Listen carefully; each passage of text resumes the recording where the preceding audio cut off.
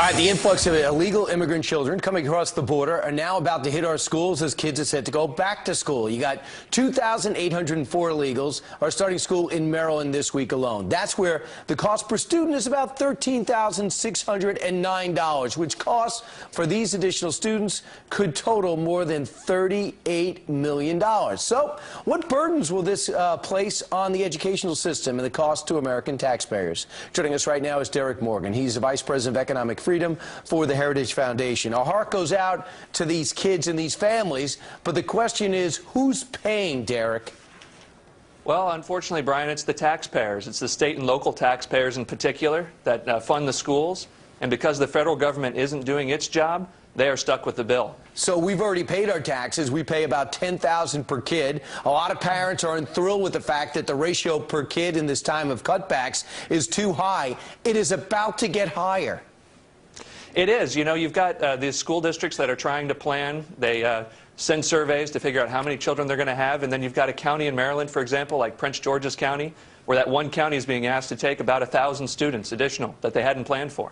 So you talk about English as a second language. For example, in Annie Arundel School in this area, in the Maryland area, they say, okay, we have 7 teachers for that. You need about 20. So where do the teachers come from? Who's going to pay those salaries? Everyone says, look at these kids, look, there's a need. But the question is, what's more important, American kids and for the American taxpayer or the rest of the world? You can't have both. Here's an example of what some people are dealing with now. Here's Kelly Reeder of Annie Arundel County on teaching illegal kids.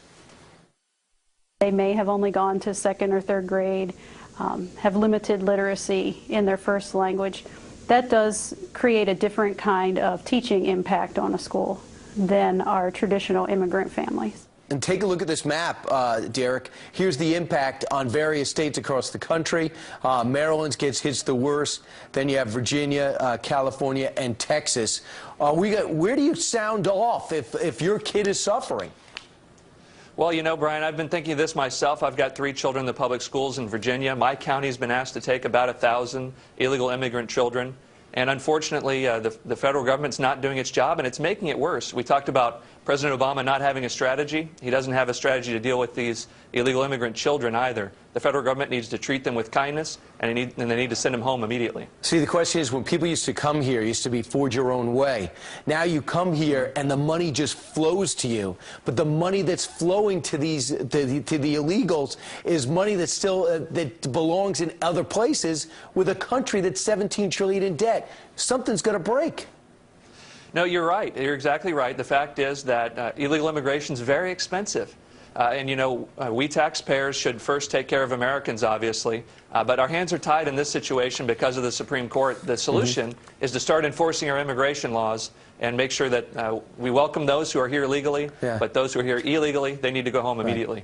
How about this? Help them in their own country because we only have so much room and so much money here.